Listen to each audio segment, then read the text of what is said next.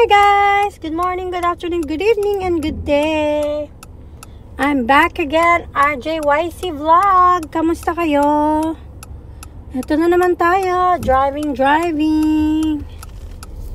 I hope everyone is doing great! So, ito na nga, may mga bago tayong pasabog. At yun ay ang isang yung mga nagkampi-kampihan at gumawa ng kasamaan sa bansang Pilipinas ay nag-aaway-away na po. Ayan, nagkakagulo na sila. Si Tambanakaw, ang mga tauhan ni Tambanakaw at tauhan ni Bangag Jr. So, itong si Bangag Jr. apparently and si Tambanakaw ay meron silang mga trolls and pages na they are attention to the vehicle ahead, being negative to each other. So yan na yun.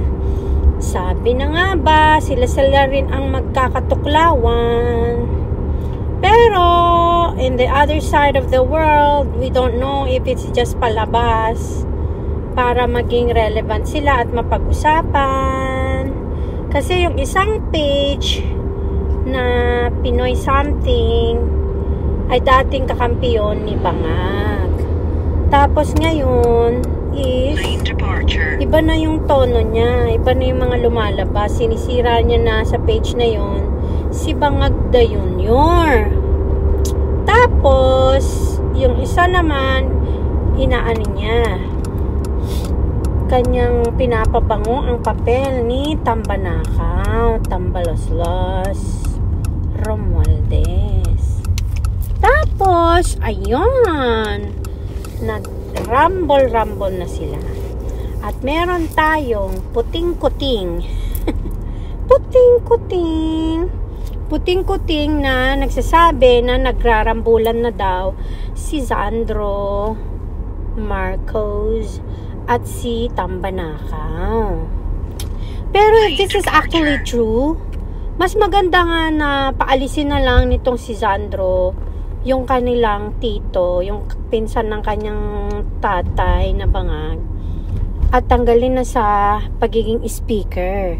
Kasi if this is actually true, then tama yung sinabi noon nila nila Sas at saka nila Crisette na one day sila rin ang magsusuwagan dahil sa power, right? Kasi yung isa gustong maging siya yung boss, yung isa naman siya yung boss pero hindi siya nagiging boss kasi kulang sa utak, yung ganun. So sila nang nagsusuwagan. So yung isa hindi pumapayag na maetsapera, yung isa naman pabida, yung ganun. So sila na rin ang nagkakasakmalan. Kung yan man ay katotohanan. So kung katotohanan yan, sana itong si Sandro Marcos, linisin niya yung pangalan ng tatay niya. Kung totoong ang lahat ng dahilan kung bakit nangyayari itong mga nangyayari ngayon sa Pilipinas ay dahil doon kay Tambanakaw. Kasi if it's true, then yung tatay niya must stand firm to be the president and hindi dapat siya papabudol din sa kanyang pinsan kung gusto niyang i-redeem yung kanyang pangalan. Kasi alam naman natin na medyo mahirap-hirap na yung hugasan. Kapag lumangoy-langoy ka na sa putik, medyo madami-daming pagbabanlaw yan. Kailangan niya ng power supply at ng yung power shower ba yan? Basta yun, something about power. So yun. So if this is actually true and nothing but the truth, so dapat itong since pinatalsik na din nila si Ko, tuluyan na rin nila si Tambanakaw. Baka sakaling ma-save pa nila ang bansang Philippines. Kasi kung hindi, ay nako, magkakaalaman na itong si Tambanakaw talagang gustong maging boss ever. If I'm not mistaken, itong si Tambanakaw, siguro bully yan nung kabataan nila. Kasi kung magpinsan yung dalawa na yan, nung kabataan nila, siguro lagi niyang binubuli tong si The Junior. Tapos, laging nananalo itong si Tambanakaw. And laki ng katawan, diba? Baka nung maliit sila, ganyan na rin yung katawan niya. Syempre, matakaw sa salapi. So, talagang ganyan na rin yung katawan niya dati pa, right? So, if he is actually the bad person, tapos itong si Da Junior ay binubuli niya noon hanggang ngayon, sabi niya, magpresidente ka, at pag presidente ka na, ako nang bahala. Umupo ka lang dyan since wala kang utak, sabi niya ganun sa pinsan niya. Since ako lang yung may kakayahan na mag-isip sa ating dalawa ng kasamaan, at ikaw na lang yung aking second demotion. Palamuti ka lang dyan ka lang sa tabi. So, lahat ng gagawin ko, wala kang pakialam. Sabi niya ganun. At lahat ng ipag-uutos ko sa Kongreso ay hindi ka magsasalita. Manahimik ka. Parang ganun. So, ikaw ang magiging presidente dahil ikaw yung may kakayahan na pagkatiwalaan ng tao dahil mabubudol mo sila, right? So, since ganun na mangyayari, manahimik ka lang kahit anong gawin ko. At kahit anong nakaw ang gawin ko, manahimik ka sa tabi. Sabing ganun. So, syempre, ito namang mga katauhan, itong mga Marcoses, hindi ngayon pumapayag yung kanyang anakis. Si Sandro Marcos, na isa ding bangag. Diba?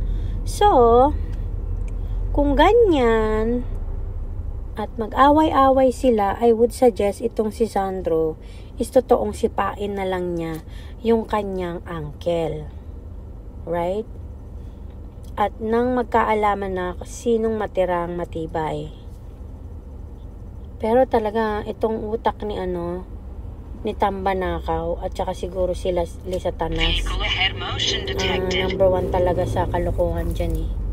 So, hindi na siguro pumapayag yung anak dahil nasasapawan or something, you know what I mean. So, yeah. Tapos, kung may katotohanan yan kasi hindi natin alam, mga madadrama at saka magaling magsipaggawa ng script yung mga yan. Mamaya, part lang na naman ng script yan para mahati na naman ng attention at mapagtakpan na naman yung ibang attention sa paglaki ng mga bilihin. Kasi, tataas daw ang mga bilihin, like 60 of the whatever that we need every day of our life, 60 pirasong whatever that is, ay magtataas. So, mamaya, pinagtatakpan lang nila yung kalokohan nila na yan. Para, gumagawa ng mga script dyan. Kunyari, nag-aaway-away. Alam nyo ba, wala na tayong mapagkakatiwalaan sa kanila. Hindi na natin alam kung ano yung totoo sa ginagawa nila, right? Alam nyo ba, ang ganda-ganda siguro ng Pilipinas kung hindi talaga kurakot ang mga namumuno. Kasi, alam nyo ba ang Canada, it's like 30% bigger. 30 times bigger than the Philippines. Pero dito, libre ang medical. Wala kang babayaran. Wala kang babayaran as in wala kang babayaran. Magpa-check up ka, ka. Kung meron ka mang kailangan bayaran yung gamot lang, kapag meron kang kailangan bilhin na gamot, pupunta ka sa pharmacy, yun lang. Pero yung pagpapa-check up mo, merong nanganak, anything na may kinalaman sa medical, lahat, libre. As in, libre. I'm not even joking. And Canada is so big. Like, super big. Way, way, way bigger than the Philippines. And nakaya nila na mailibre ang medical ng mga tao dito. Bakit dyan sa Pilipinas hindi magawa? Kasi nga po, kurakot yung mga nasa posisyon. Pero kung hindi lang sila kurakot, kayang-kayang libre yan. Kayang-kayang ilibre lahat ng serbisyo sa medical. At kung ano man yung kailangan bayaran, yung gamot na lang. Kung sakaling may kailangan kang antibiotic or whatsoever, yan na lang bibilin mo sa pharmacy. Pero lahat ng pagpapacheck up mo, pagpapadoktor mo, na-accident ka, na nahilo ka, nagpa-lipid profile ka, and everything, bayad yan ng government. Kaya ang galing dito sa Canada, right? Kung hindi lang sana mga kawatan at mga mandidekwat, ang mga umuupo sa Kongreso at kung sino man yung may hawak ng salapi ng Pilipinas. Nako, Diyos ko mio, maaalis na kayo sa third world country, magiging number 1 na kayo. You know what I mean? Kaya alam nyo, balang araw gusto ko rin sanang mag-retire dyan sa Pilipinas, kahit na alam kong medyo magulo dyan. Tapos actually no, sa ngayon hindi ko na lang din iniisip. Dati iniisip ko na I wanna retire there pero right now parang hindi na. Oo, dito na lang siguro ako matitigok sa Canada. Anyways, insured naman ako at may burial din ako, so pag natigok ako dito na lang. Yeah. Anyways, ano pa bang bago? Yung alam nyo bang nakakatawa yung yung mga pare na nagrally-rally daw dun sa loob ng simbahan nila. Alam nyo ba, dati ko nang kinakaawaan tong simbahan ng Katoliko. Sorry for some of the Catholics pero etong mga namumuno sa inyo, yung mga kaparian nyo, hindi sila nagiging magandang ehemplo sa inyong mga miyembro. Kasi sila rin yung gumagawa ng kaguluhan. Like parang they don't practice what they preach, you know. Dapat kung ano yung tinuturo mo, binabasa mo sa Bible, dapat i-practice mo din yun. Maging ehemplo ka, maging ikaw ang dahilan para sumunod yung mga ka-member mo. Pero ang dami ko nang nakita at nakilalang mga pare na sila yung umpisa ng kaguluhan. Kahit ngayon na nga lang yung impeachment kay BP Sara, sila din yung nangunguna. So kumbaga parang nakakahiya talaga. Hindi parang nakakahiya talaga. Kaya, ay nako. Anyways, yun lang naman na masasabi ko sa bansang Philippines, na hindi sila karapat-dapat na pamarisan ng whoever.